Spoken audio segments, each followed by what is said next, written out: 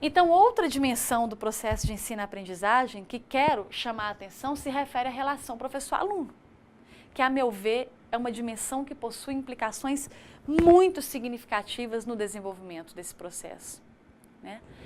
O Libânio aponta 2 aspectos da relação professor-aluno no seu trabalho docente, que a gente vai ver aqui agora.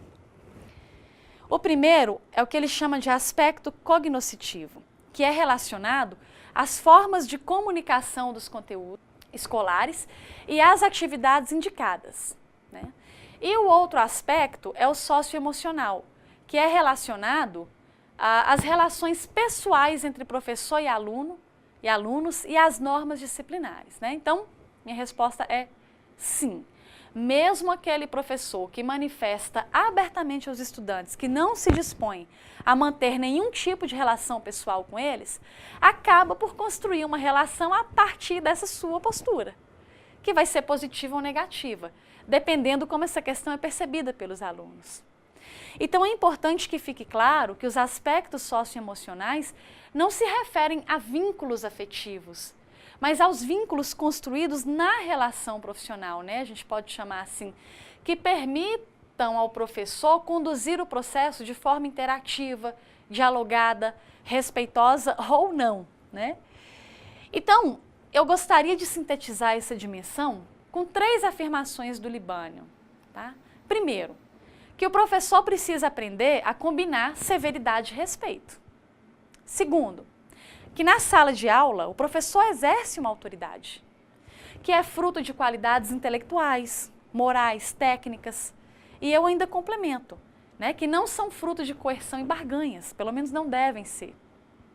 E terceiro, a autoridade deve fecundar a relação educativa e não cerceá-la, né? Então, em síntese, uma estudiosa da educação, Antônia Zima Lopes, ela diz que é tarefa do professor criar um ambiente propício ao diálogo, à reflexão e interação. E ainda inerente ao processo de ensino-aprendizagem, né, por esse aspecto aqui passam os demais aspectos do processo educativo, eu gostaria de chamar a atenção agora para a avaliação da aprendizagem. Ô, gente, para falar sobre avaliação, a gente precisa refletir primeiro sobre qual é o foco do processo educativo. Ainda que a gente defenda uma inter-relação entre ensinar e aprender, o que se verifica é que esse processo tem sido focado no ato exclusivo de ensinar. O que me dá uma medida simples de avaliação.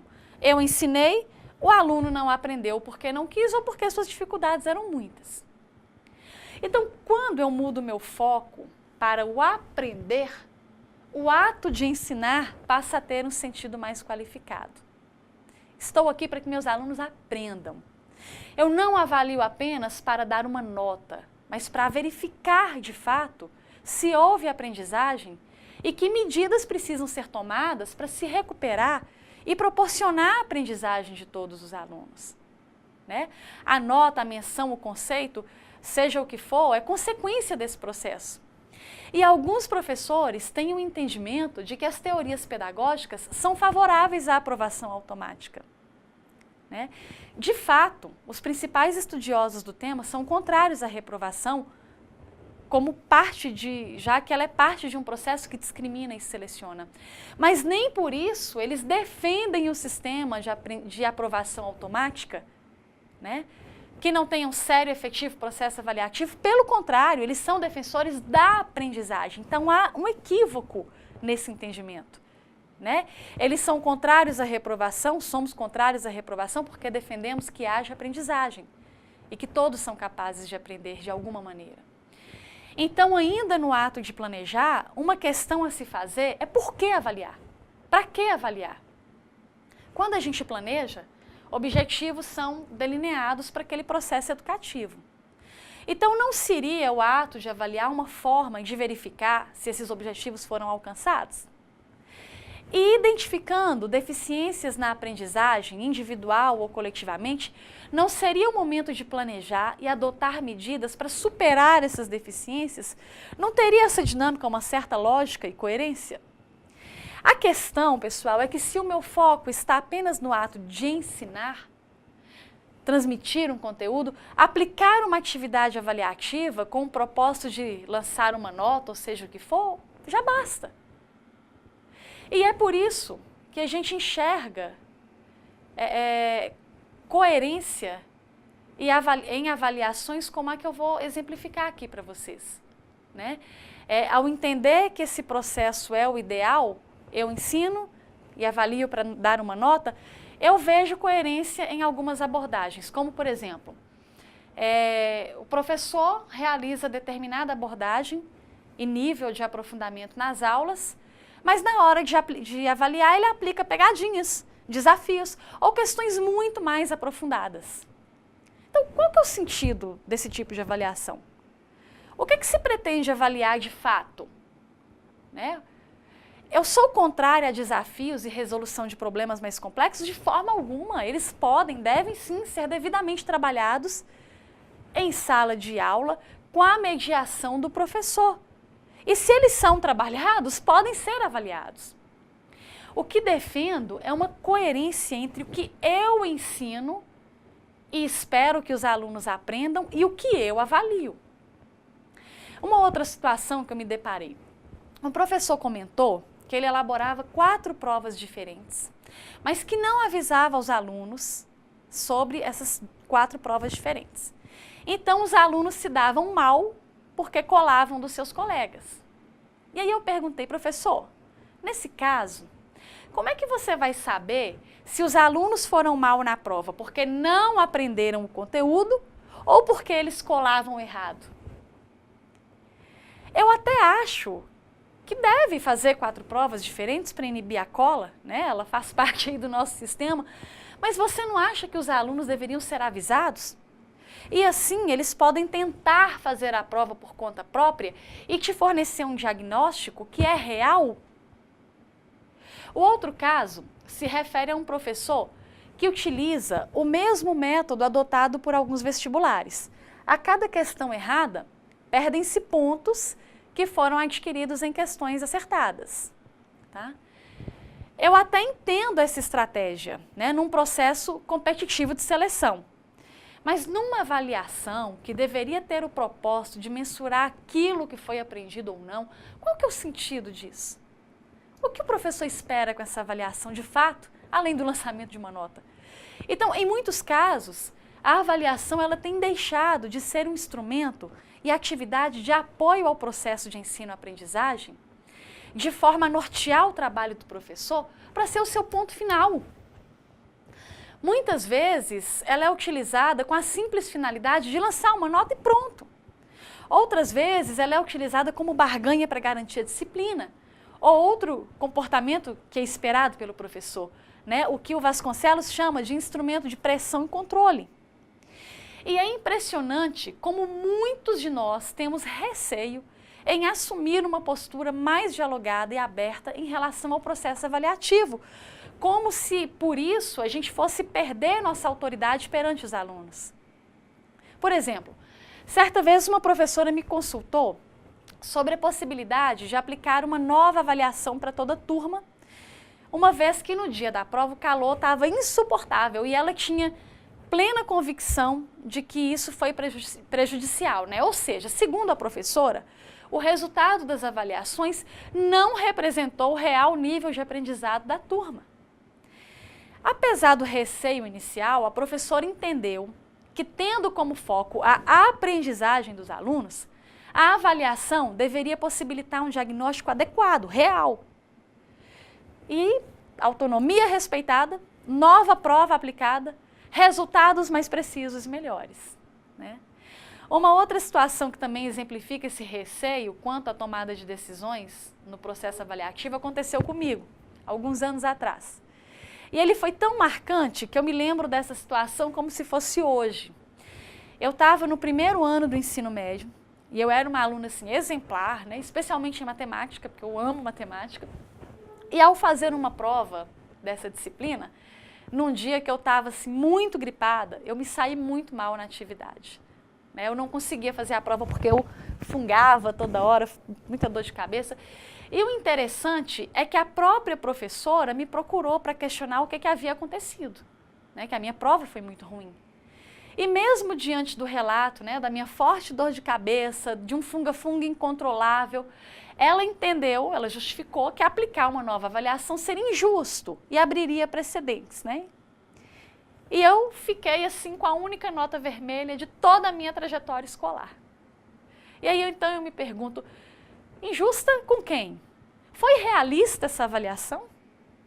A professora ela pôde concluir através desse instrumento em particular que não houve aprendizagem da minha parte, né?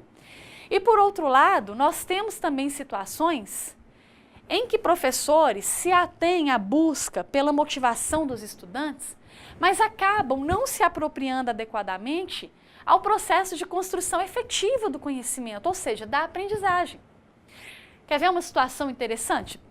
Eu lembro uma vez que um determinado professor, no intuito de motivar e melhorar os resultados, ele passou a aplicar trabalhos individuais e ele lançava o total de pontos daquele trabalho para todo mundo, apenas pelo fato de terem realizado a tarefa. O que os alunos não contavam ao professor, entretanto, era que muitos deles copiavam do livro, da internet ou mesmo de outros colegas, sem que tenha havido, nesse caso, um processo de mobilização ou construção dos conhecimentos necessários para cumprir a atividade, né? Ou como bem diz Vasconcelos, sem que houvesse ação do sujeito sobre o objeto de conhecimento. E de fato, como me confessaram alguns alunos, não havia aprendizagem. Havia notas boas, claro. E por isso, mesmo que não se saíssem muito bem na prova, todos os alunos conseguiam nota suficiente para passar na disciplina. E então, eu queria que vocês percebessem que a avaliação como forma de distribuir notas é também uma percepção própria dos estudantes, e não apenas dos docentes de forma geral. Eles sabiam que não tinha aprendizado, mas eles estavam ali para receber a nota. E numa situação como essa, eu pergunto, melhoraram os resultados? Depende de quais resultados que a gente está falando, né? Se melhoraram os índices de aprovação na disciplina, com certeza sim. Se melhorou a aprendizagem, eu acho que cada um de vocês tem condição de tirar suas próprias conclusões, né? Percebam, gente, que não se trata de uma condenação desmedida, arbitrária das provas ou exames, não é isso. A prova não é a grande vilã, mas a forma como a gente trabalha é que pode ser ou não uma grande vilã. Não se trata de uma negação dos instrumentos avaliativos, não se trata de aprovação automática, de passar a mão na cabeça do aluno, de melhoria das estatísticas. Trata-se de lançarmos mão da nossa competência, ética, criatividade, para definirmos quais instrumentos de avaliação são adequados a cada conteúdo, a cada abordagem ou técnica que eu utilizei na aula. Quais instrumentos serão capazes, de fato, de avaliar se houve aprendizagem e cumprimento daqueles objetivos que eu propus, né, no plano que eu fiz para aquela unidade ou para aquela aula. E se a gente pensar na diversidade dos conteúdos, seu contexto na realidade, se pensarmos nas várias possibilidades de se desenvolver esses conteúdos, não faz sentido a gente padronizar nossos instrumentos de avaliação. Se uma prova de múltipla escolha for mais eficaz para avaliar a aprendizagem de certo tema ou unidade, não tem por que não usá-la. Beleza! Agora, provas de múltipla escolha são adequadas à avaliação de todos os conteúdos e práticas que eu trabalhei? Né? O contrário, questões dissertativas são adequadas a todos os conteúdos e práticas que trabalhei? Então, essa é a reflexão que também deve fazer parte do planejamento docente. Provocar tensão, fazer terrorismo, antecipar para os alunos que a avaliação vai estar o bicho, e eu nem sei se essa expressão ainda existe, né? Vai criar um clima adequado para que os resultados daquela avaliação sejam coerentes, condizentes com o nível de aprendizagem da turma? Nós avaliamos para fazer triagem ou para melhorar a aprendizagem dos alunos? Alguns adotam a lógica de que se não houver essa pressão, os alunos não estudam. Mas essa lógica, ela se pauta na crença de que alunos não precisam ser avaliados. E quem foi que disse que alunos não precisam ser avaliados? Quer dizer, porque eu não faço pressão, o aluno não estuda e ele vai passar de ano? Não, ele tem que ser avaliado, mas precisa ser sob pressão? A questão aqui se refere à forma como essa avaliação é conduzida, aos instrumentos que ela utiliza. E o principal, conhecendo os resultados da avaliação, que medidas eu vou tomar para viabilizar a recuperação da aprendizagem?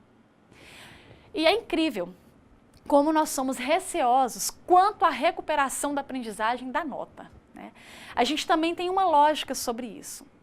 Se aos alunos é dada a chance de recuperar a nota, eles não estudam porque sempre poderão repetir as avaliações. E, por sua vez, isso gera encargos para o professor. Como se uma nova avaliação desconsiderasse erros e acertos, né? Como se eu dissesse, eu vou repetir a prova, repetir, mas nas provas que eu vou repetir eu não vou avaliar. Como se meu objetivo enquanto professor não fosse garantir a aprendizagem desses alunos.